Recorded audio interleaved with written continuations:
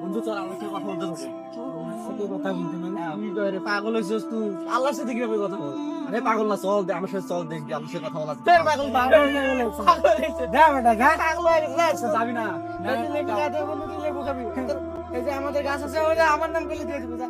ওই কি রে করলো, পাগলা টাগলা হলো নাকি? কিসের আল্লাহ সাথে দেখা করেছিল? বিষয়টা কিরম লাগতেছে না? আমারও মনে কইতাছে। চল তো যাই না, দেখি আসি কি করে, পাগলামো করে উঠে উঠে। আচ্ছা চল পরে গাদাটা দেখতে এটা তো মার করে।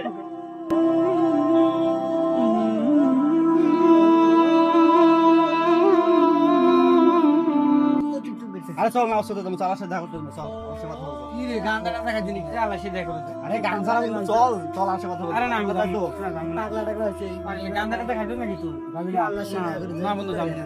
সব থাক।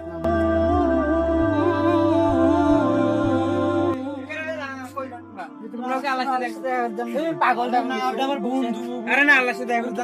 আরে ও আমার বন্ধু, তিনি কি আছে বুঝিস না, দেখতে গেছিস আমাদের কি কি? হ্যাঁ আমাদের তো আল্লাহ সাথে দেখা করতে। তুই যা কি কইছ, চলো তো দেখি। হ্যাঁ তুই যা রামু না রামু যা দেখ। চল।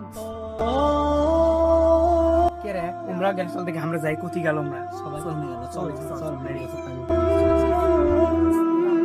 ওই কি রে এটা?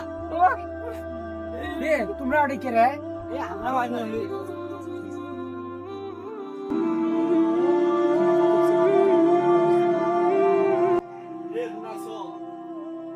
ইনো তোকে দেখার জন্য আসলাম।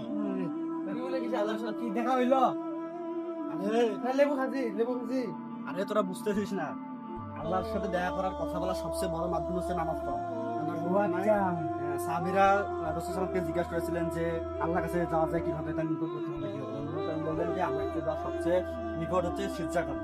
সিজদা যখন কোনো বান্দা সিজদা যায় তখন দেখি আল্লাহর নিকটে যায়। চলো এই নামাজ পড়লে কি আসলে আল্লাহর সাথে দেখা করা যায়? হ্যাঁ বন্ধু অবশ্যই, যখন আমরা নামাজের সিজদায় যাই না তখন আল্লাহর সাথে এক পক্ষের কথা বলা হয়। আমরা যা বলি আল্লাহ তাই শোনেন। আমরা আল্লাহ সব থেকে নিকটে যাই নামাজ সিজদা শুনি। তো আমরা তো আল্লাহ কোনোদিন দেখলাম না, কেমনি কি? আল্লাহ অবিনাশী, আল্লাহকে দেখা যায় না। তো তুমি যে বললা যে আল্লাহ আল্লাহর সাথে কথা বলা যায়। আমরা যখন নামাজ পড়ি তখন আল্লাহ আমাদেরকে দেখেন, আমাদের সামনে। চলো যাও।